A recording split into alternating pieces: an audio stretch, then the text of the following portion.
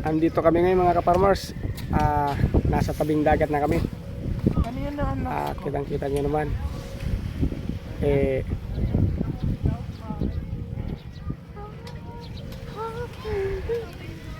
Dito kami ngayon sa dagat. Kaya may pagpalit ng pusit. Ayan o.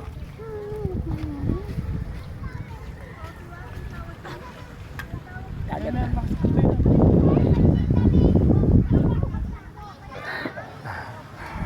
Dagat na.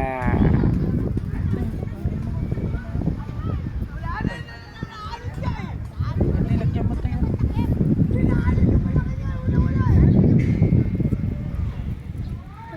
Yan. Yung nakatabi ko yung bangkang malaki. Kaya dito kami. Hindi na mga ulo rin. Mag-aantay kami ng mga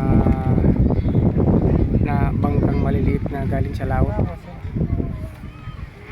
para makipagpalit sa isda. Kaso daw, ang sabi ng mga tiga rito,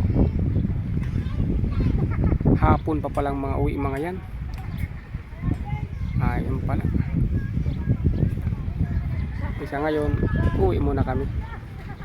So, ng hapon pa ang dating.